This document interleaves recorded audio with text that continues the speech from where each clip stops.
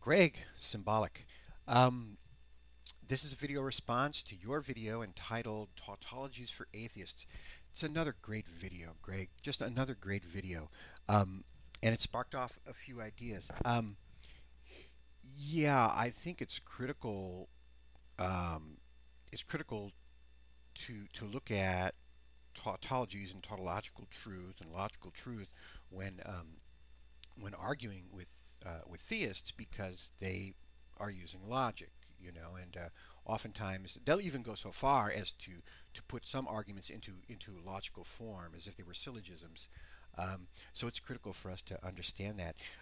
The tautology that A and not A is, or P and not P, is universally false, universally and always false. Um, is real important because it's the core in logic and in mathematical logic.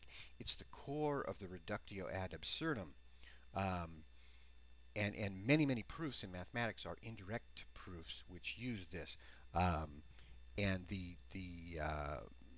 this rule of inference, I read somewhere that I think there are 11, 7 or 11, I can't remember, rules of inference. Anyway, the reductio ad absurdum, I think, is the most interesting one, which basically says that if you assume something to be true, and then you use a series of inferences which you know and have been established to be true, and you end up with a contradiction, P and not P, basically, would be the contradiction, the tautology you referenced, um, then you must admit that the original assumption is false. Not, it's a valid inference, and in fact, you're forced to admit that it's false.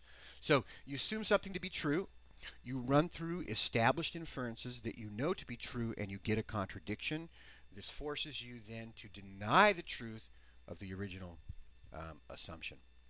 Um, so when theists, let's take Christianity or Judaism, I suppose, but let's take Christianity, where they argue that the Bible is true on logical grounds. Um, well, if the Bible is true on logical grounds, it wouldn't be rife with contradictions. And you can come up with lots of contradictions, just plucking two out of the sky, kind of glaring weirdnesses. You've got, say, an infinitely compassionate God who condemns human beings to suffer for eternity in hell. I'd say that qualifies as at least some sort of moral contradiction of some sort. Maybe not a logical one, but a moral one.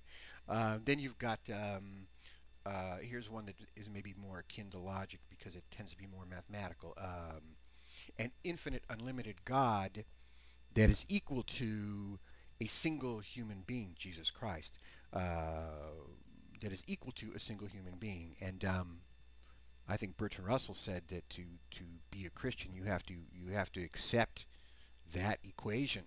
That equation that an infinite God equals a single man. He was not able to accept that equation, and so he rejected Christianity on those grounds. So there's a contradiction. So we have a contradiction. What was the original assumption? The original assumption was that the Bible was true on the grounds of logic. So, therefore, the Bible we have to reject that, which leads us to conclude legitimately, in fact we're forced to conclude, that the Bible on logical grounds is not true. Now, there may be some other grounds upon which it is true, I suppose. I have to put more thought into that, especially considering some of the ideas that you've put forward regarding the relationship between existence and truth. I have to do a good deal of thinking about that. Um, but in any event, it can't be argued on logical grounds and prove that the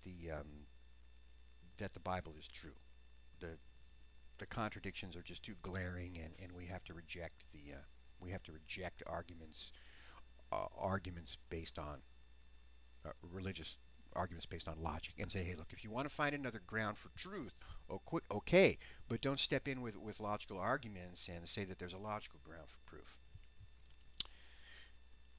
That's what I was thinking about when I watched your video, because it sparked that thought. Thank you again.